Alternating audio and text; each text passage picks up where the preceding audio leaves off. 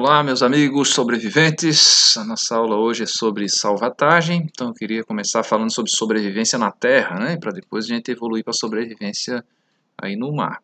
Se você está num local remoto, né, onde a gente não tem acesso a comida, né? De maneira assim instantânea, a gente volta lá para o paleolítico, né? A gente vai ter que voltar a ser um coletador, né? E claro, também um caçador, né? Mas de início um coletador, e assim que eu conseguir me estabelecer, posso virar aí um caçador. A próxima etapa seria virar um cultivador, mas como a ideia não é a gente viver em locais remotos, né? A gente tem que sobreviver tempo suficiente para ser resgatado, né? Então, na Terra, a gente se preocupa com algumas coisas básicas, como, por exemplo, a água, o alimento e também o fogo e o abrigo. São 4 coisas básicas, né?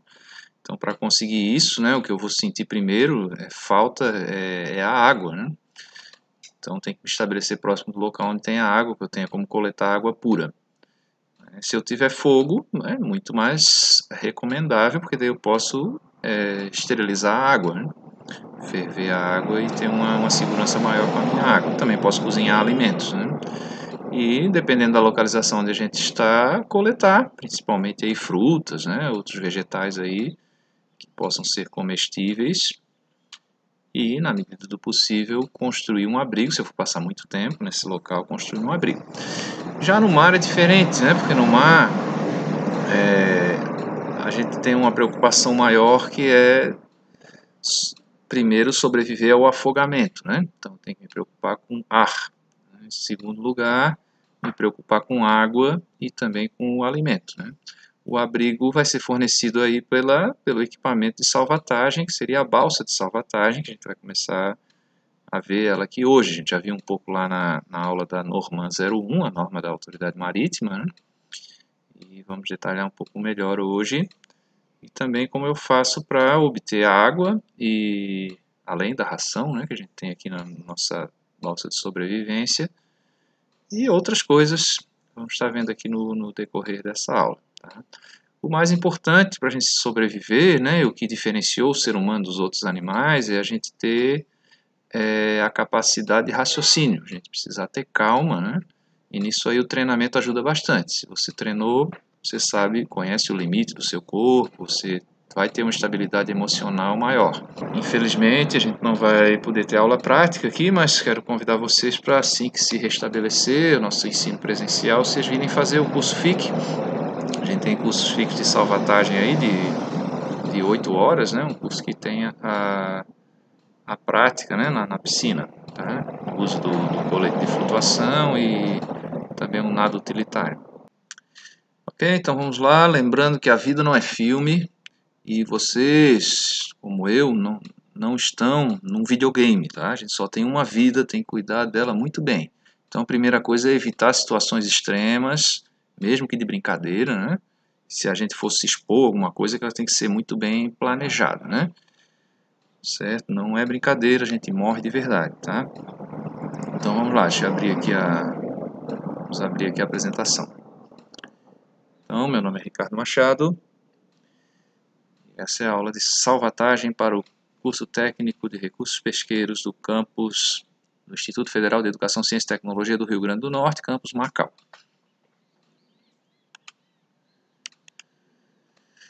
Temos aqui para sobrevivência no mar a regra dos 3. A gente consegue passar 3 minutos sem respirar, e aí eu começo a ter já lesão cerebral, tá, dos meus neurônios, né? Consigo passar 3 dias sem beber, já começo a sentir os efeitos da desidratação no primeiro dia, mas em 3 dias eu começo a colapsar se eu não tiver água. E 3 semanas sem comer. A gente começa primeiro consumindo o que a gente tem no nosso substrato digestivo, né? Depois o que a gente tem armazenado no nosso sangue, em seguida o que tem nas nossas células de gordura e por último começa a consumir a própria célula muscular, né? Nossos músculos. Começa a perder massa muscular por subnutrição, né? Então já na primeira semana a gente sente efeitos, tontura, desorientação, raiva, estresse, né? E isso vai se agravando, perdendo força muscular, dor de cabeça, já nos primeiros 2 dias já começa a dar dor de cabeça. Então, eu tenho que ter uma provisão aí, né? Mas, claro, a sequência é bem essa daqui, ó. A gente caiu na água, tem que me preocupar em não me afogar, né? Não adianta eu estar preocupado com água e comida se eu morrer asfixiado, né? Afogado. Então, resolvido esse problema, eu vou me preocupar com a água e com a comida e de maneira a aguentar o maior tempo possível para ser resgatada. Tá? As balsas de sobrevivência aí nos dão 4 dias de suprimentos, né? E também nos dão a oportunidade de coletar água de chuva e pescar, né? Alimento aí do mar. Então, como funciona o nosso corpo? A gente tem um dispêndio energético. Para o nosso corpo funcionar, a gente tem que queimar energia. Tá? Queimar mesmo. A gente usa aí o oxigênio, que a gente introduz aí pelo pulmão, né? Nosso sistema respiratório. Vou jogar o oxigênio no sangue e esse oxigênio é usado para queimar minhas moléculas de energia e fazer os meus órgãos funcionarem, né? Tá? A temperatura do corpo, né? Então, para isso eu tenho meu sistema circulatório, meu coração, é a bomba central, mais ou menos do tamanho da minha mão, o meu punho fechado, né? E ele bate aí em torno de 70 vezes por minuto, vai estar bombeando 4 litros de sangue pelo meu corpo. Demora 1 minuto até o sangue dar uma volta completa no corpo, né? E a função do sangue não é só transportar energia, mas também ele tem função regulatória térmica, tem função também dos nossos sistemas de defesa, né? Também os nossos hormônios, equilíbrio elétrico, várias funções aí, tá? E nessa aula a gente está explorando essa questão da energia, né? Então o meu músculo para funcionar, por exemplo, meus outros órgãos também, mas meu sistema muscular, né, precisa estar queimando a energia. A energia vem dessa molécula aqui, ATP, adenosina trifosfato. Então a quebra dessa molécula vai me produzir a energia, né? E essa molécula vem dos alimentos, claro, que a gente está ingerindo. Dependendo do esforço que eu faço, eu vou ter que ter uma alimentação mais calórica, né? Por exemplo, um atleta ele tem uma alimentação bem diferenciada para poder suportar aquela exigência física, né? O trabalhador de trabalhos manuais aí, levantamento, transporte de carga, aí vai queimar mais energia, precisa ter uma alimentação mais calórica. Essa tabela não dá para ler aqui no slide, mas no vídeo, né? Mas é uma tabela de gasto calórico. O ser humano médio gasta 3.500 calorias, então tem que ter uma dieta que me forneça isso. É claro que numa situação de sobrevivência eu vou procurar entrar num modo de economia de energia, vou me mexer menos, vou queimar menos calorias para poder sobreviver mais tempo, né? E eu preciso também de 2,5 litros de água por dia para não entrar em colapso. Essa água vem também dos alimentos, né? E da água in natura mesmo, que a gente acaba tomando. Vou tomar agora aqui para sobreviver a essa aula.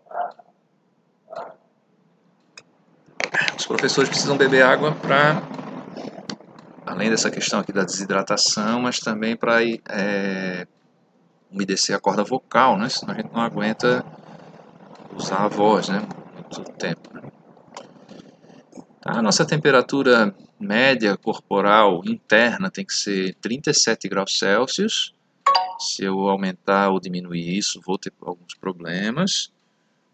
Então, o nosso corpo, para manter essa temperatura, ele gasta energia. No calor, ele vai provocar sudorese, evaporação. No frio, ele vai aumentar o meu metabolismo aqui, provocar até tremores na situação extrema, para segurar a minha temperatura. Tá? Então, é possível você estar numa temperatura externa de 40 graus e conseguir manter o seu corpo a 37. Para isso, você vai gastar muita energia, né? E é por isso que a nossa balsa tem que ter também a proteção contra o sol, tem que ter uma ventilação para que eu não vá ter aqui uma sobrecarga térmica. Aqui a gente tem uma escala, aqui esse infograma aqui apresenta aqui uma escala me dizendo o que é frio e o que é calor. Frio, por norma, né, abaixo de 15 graus positivos. Tá? E a gente vai medir esse frio com o termômetro de bulbo seco. Calor, por norma, é o IBUTG acima de 28 graus Celsius. Veja, não é a temperatura seca, mas aqui é o índice de bulbo úmido do termômetro de globo. É uma média ponderada que a gente faz de 3 termômetros. Um termômetro de globo, uma esfera de cobre, um termômetro úmido com água destilada e um termômetro seco, e aí tem uns fatores de ponderação, ele vai me dar uma temperatura. E a temperatura de conforto, opa, deixa eu voltar aqui, é essa aqui entre 20 e 23 graus, é onde o meu organismo gasta menos energia para manter o meu equilíbrio térmico. Tá? Minha temperatura interna aqui com 37 graus Celsius. Né? E nesse conforto térmico a gente avalia com a temperatura efetiva, que é uma outra conta que se faz aí, a gente extrai ela a partir de um ábaco ou de uma equação que vai considerar a umidade do ar, a velocidade do vento e a temperatura seca também. Então, que diz lá na norma regulamentadora 17, né, a norma de ergonomia. Tá? Então, é o que se chama de sensação térmica. Né? Então, se eu tenho um deslocamento de vento maior, vou conseguir roubar mais calor do meu corpo. Né? A umidade do ar menor, consigo roubar mais calor do meu corpo. E essa faixa aqui dos 15 aos 20 graus e dos 23 aos 28, a gente chama de desconforto. Desconforto térmico para o frio ou para o calor. Tá? O frio pode me dar doenças já bem imediatas, né? Além do longo prazo, a gente pode desenvolver reumatismo e artrite, mas de imediato eu posso ter a hipotermia, então vai me dar confusão mental, posso entrar até em coma, se eu tiver com muito frio, paralisia, imprecisão de movimentos dos músculos. Né?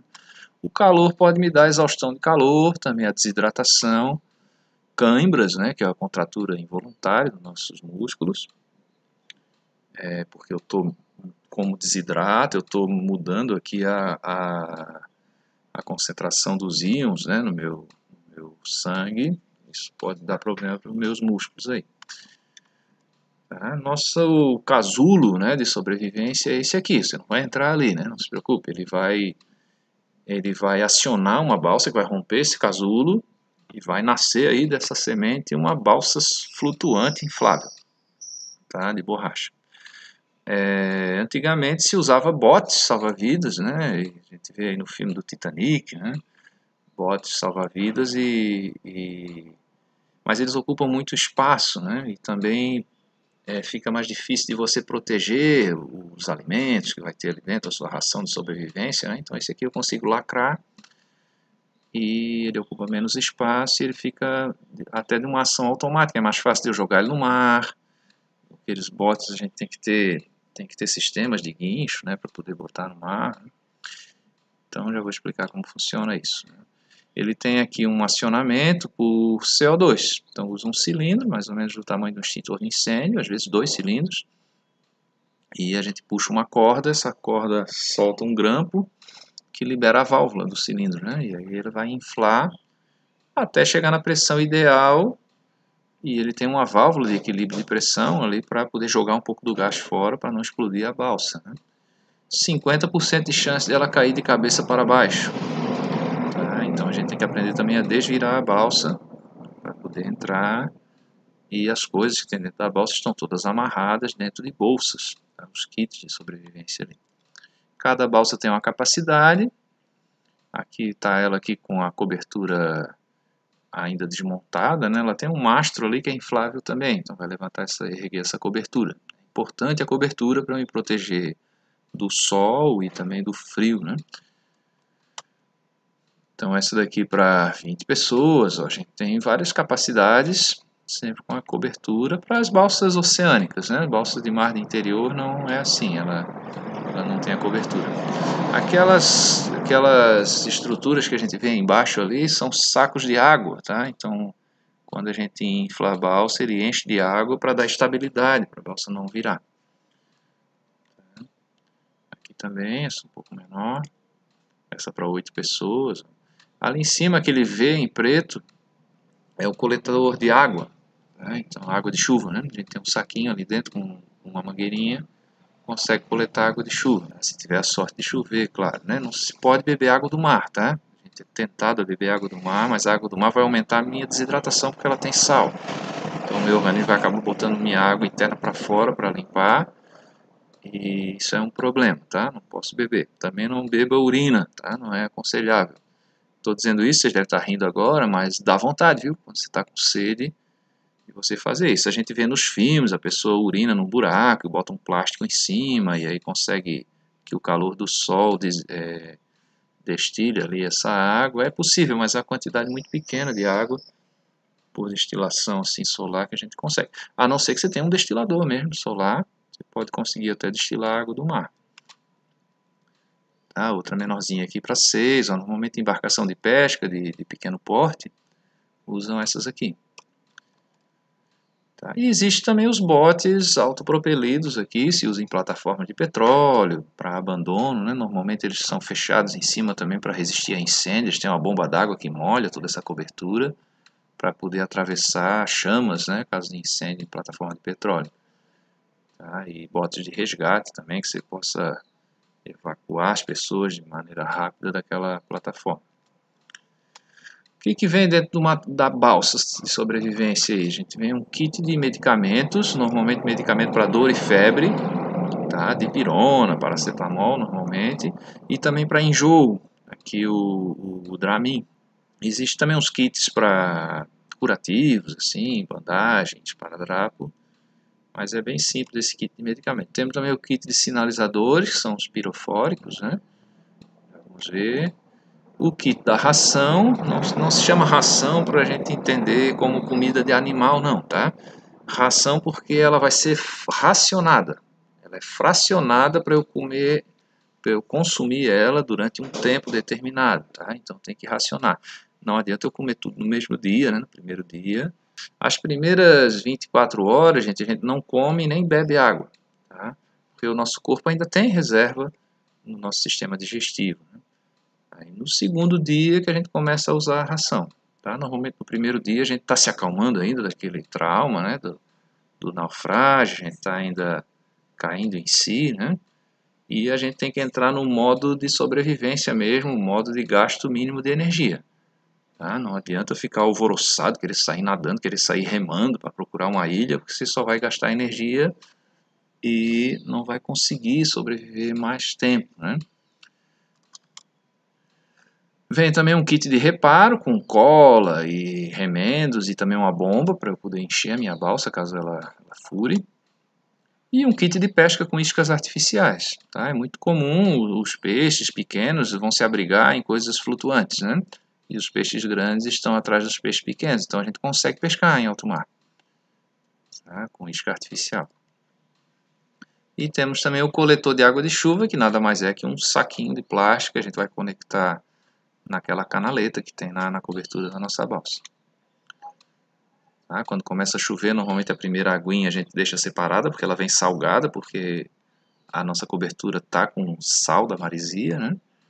E depois eu vou coletando o restante da água. A gente pode ter também, não é obrigatório, né? O destilador solar, que é um flutuadorzinho, a gente enche ali com a boca e flutua com água para destilar água do mar. Ah, essa foto é de uma exposição que foi feita aqui no campus de Macau, a Marinha do Brasil nos visitou e expôs assim, as coisas não ficam assim soltas dentro da balsa, né? Senão na hora que eu jogar a balsa no mar, eu vou perder esse material, né? Então esse material vem em kits, em pequenas bolsas amarradas no entorno da balsa, tá? Por dentro da balsa. Então vem a ração diária aqui de água, a gente são 8 saquinhos desse por dia que a gente vai estar bebendo. E é bom a gente consumir todinho mesmo, né? E ir racionando mesmo ao longo do tempo, né? E também aqui a bomba, vem no kit de remendos, né? No kit de manutenção. Lanterna com pilha reserva. Aqui o kit de pesca, isca artificial, pequenas facas. A faca sempre sem ponta. Isso é uma âncora hidráulica, né? Um saco que você vai jogar na água, caso tenha um vento muito forte que possa tombar a sua balsa, aí você joga esse saco na água, amarra esse cabo na balsa, ele vai diminuir a velocidade de deslocamento da balsa. E ali à esquerda, aquela estruturazinha metálica é uma antena para refletir o sinal de radar, né? Então os navios conseguem enxergar a gente como uma balsa mesmo, não só como um escombro flutuante. Então você monta, são duas chapinhas que você vai montar assim e botar sobre a balsa, tá? Para ser detectado pelo radar. Também aqui kit de medicação e aqui os pirotécnicos, né? Então a gente tem dois tipos, luz e fumaça. Tá? Durante o dia é muito difícil se ver luz no mar, Imagina você ser uma casquinha de amendoim flutuando numa piscina, né? Mais ou menos essa proporção. Então você acender uma luzinha ali não vai facilitar você ser visualizado por um navio ou por um avião. Então de dia a gente usa fumaça laranja. Então a gente tem um sinalizador fumígeno ali que ele é até flutuante. Você puxa ali um pino, ele aciona e você pode jogar na água próximo da balsa. E durante a noite a gente usa um facho de luz vermelha, tá? Que aí eu tenho dois tipos, um facho manual para aproximação, né? E um outro que é um foguete de paraquedas, tá? Que ele lança 200 metros de altura e abre um paraquedas e vem a luzinha vermelha descendo. Mas ele tem uma seta para dizer em qual direção você vai colocar, tá? É sempre na direção oposta do acionador. Você tem ali, você vai abrir, ele tem um manual de instruções ali no rótulo, né? E você tem um pequeno barbante que você vai puxar um acionador. Na outra extremidade vai ser lançado o foguete, né? No caso de fumaça é no mesmo lado, onde eu tiro o grampo já sai a fumaça.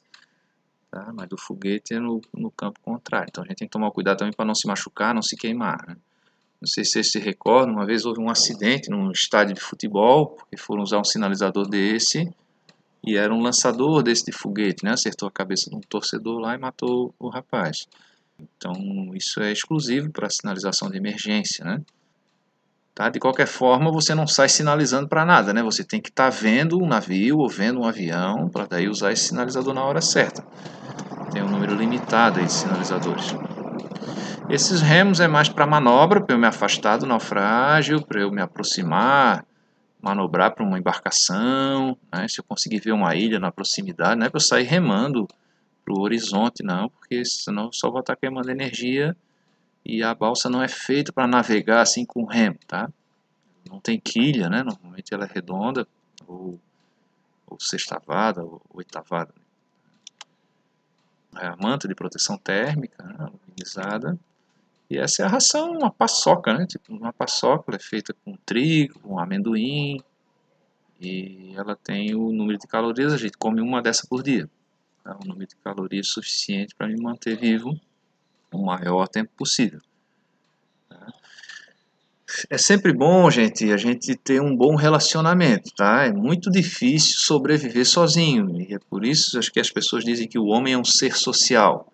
Não é que o homem é um ser social naturalmente, né? O homem se associa, vive em sociedade, porque é mais vantajoso. É muito melhor você sobreviver com uma equipe, né? E é por isso que se cria regras sociais, o que a gente chama de cultura, né? Começou com pequenos grupos, depois a questão tribal, depois cidades, vilas, cidades, né? Então os valores são compartilhados para a gente ter uma vida harmônica, porque é muito melhor a gente viver em sociedade. Tá? Então, se você puder puxar alguém, salvar alguém, puxar para dentro da sua balsa, ele puxe, porque essa pessoa vai ajudar você a sobreviver. Tá? Não fique com medo ali de dividir a sua ração, não. É muito melhor eu sobreviver com parceria. A norma das SOLAS, a norma internacional, né, ela classifica as balsas aí em classe 1, 2 e 3. Tá? Então aqui não dá para ler, mas são as tabelas dos materiais. Na linha são os materiais e nas colunas o número de pessoas dessa balsa. Em função do número de pessoas que essa balsa comporta, vai aumentar a quantidade de itens que eu tenho que ter. Classe 1 para águas internacionais, classe 2 para água costeira e classe 3 para águas de interiores. A balsa classe 3 é aquela que nem tem a cobertura, para rios e lagos, né, lagoas, classe 3. Esse instrumento amarelinho aí, ele é uma válvula pressostática. Então, o que é isso? Quando o navio afunda, nem sempre eu tenho tempo ou treinamento para conseguir jogar essa balsa na água. Eu também não posso deixar essa balsa solta na minha embarcação. Então ela sempre é fixada em cima de um cavalete de aço aí, ou de alumínio, né? E você tem que tirar ela e jogar na água, como a gente vai ver no filme daqui a pouquinho, tá? Aliás, a gente vai ver nos filmes aí complementares que estão aí na descrição da nossa tarefa, né? Daqui a pouquinho eu vou mostrar os vídeos nossos aqui das nossas aulas práticas. Tá? Quando o barco afunda, essa válvula vai acionar uma navalha que corta esse cabinho branco ali, aí solta a fixação da balsa, ela vai flutuar, e aí a outra extremidade do cabo, que está preso aí nesse olhar vermelho, aqui nesse olhar vermelho, né? Ela vai esticar a balsa e aí vai romper esse olhar. Essa é a corda que quando a gente joga a balsa no mar, a gente puxa essa corda para acionar a balsa, né? O grampo lá do cilindro de CO2. Tá? Então, afundando, o barco afundou, vai começar a brotar do fundo do mar as balsas, né? Você tem que nadar até uma delas, né? Claro, o lançamento da balsa, também, aqui o lançamento manual, né? E é 50% de chance dessa balsa inflar virada, né? Então, como o cilindro é pesado, sempre a parte do cilindro vai levantar outro extremo da balsa, né? Porque a gente tem a cobertura ali também que tem um mastro inflável. Então a técnica aqui é você subir no fundo da balsa sobre o cilindro e puxar uma corda para desvirar. De preferência você fazer isso contra o vento, porque daí você tem a ajuda do vento empurrando por baixo da balsa, né? E aí você vai desvirar. Aqueles sacos que a gente vê ali laranjados, ó, são os sacos de estabilização. Eles vão encher de água e vão manter a balsa estável. Pronto, deixa eu ampliar minha câmera aqui para a gente conversar mais pertinho. Ok, gente, então o recado da sobrevivência é essa, a gente tem que ter treinamentos, a gente viu nas normas já na NR30 e também na Norman 01, né, que a gente tem que ter treinamento e no período aí de 1 ano a gente tem que estar fazendo uma renovação desses treinamentos de sobrevivência, de prevenção de incêndio, né? E claro, ter calma, tá sempre calma, o treinamento nos ajuda na calma, tá? Esse vídeo que a gente vai estar vendo agora, vou colocar na sequência aqui alguns vídeos sobre as nossas aulas práticas. O primeiro aí sobre o salto, como a gente pula na água, a gente sempre tem que pular em pé. E quando a gente põe uma mão, segura o colete flutuador, a outra segura no nariz, dá um passo à frente, cai sempre em pé. E na hora que eu vou mergulhar em pé, eu já solto essa mão do nariz. A mão do nariz é para evitar, né, que a gente às vezes pula de uma altura de 2, 3 metros de altura ali. Então entra muita água pelo nariz, né? Solta a mão do nariz e leva sobre a cabeça para defender a minha cabeça contra a colisão no casco da embarcação, contra algum escombro que esteja flutuando ali, ou até outra pessoa que pulou em cima de você. Tá? E aí eu vou virar de barriga para cima, o colete vai fazer isso por mim, né? E aí eu tenho que começar a me afastar ali do naufrágio e me agrupar com as pessoas. Tá? Outro vídeo vai mostrar um nado utilitário, você fazer um nado centopeia, né? Você prende os pés embaixo da axila do colega da frente, do colega de trás, né? E todo mundo tem que nadar sincronizado. Tá? E, se eu não me engano, tem também um vídeo, o último vídeo ali, sobre como eu fazer o círculo para sinalizar para um avião, no caso de eu não ter a balsa, para eu poder sinalizar, fazer o círculo branco para ser visto por um avião de resgate. Ok, vamos lá?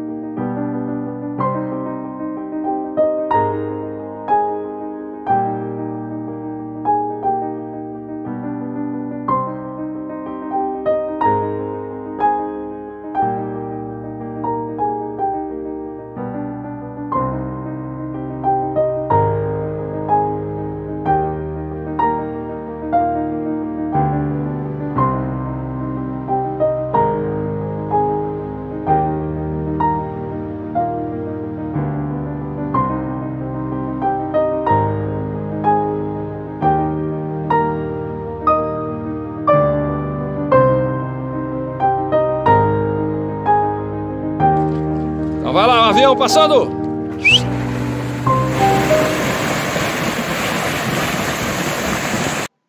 Ok, gente, por fim, façam aí as tarefas, vejam os vídeos complementares, façam aí o questionário dessa nossa aula. Muito obrigado aqui e precisando a gente tá por aí, né? Tá pelo campus, venham depois fazer os cursos FIC, cursos de formação inicial e continuada aí para fazerem as práticas aí de incêndio, de sobrevivência e de salvatagem também. Muito obrigado.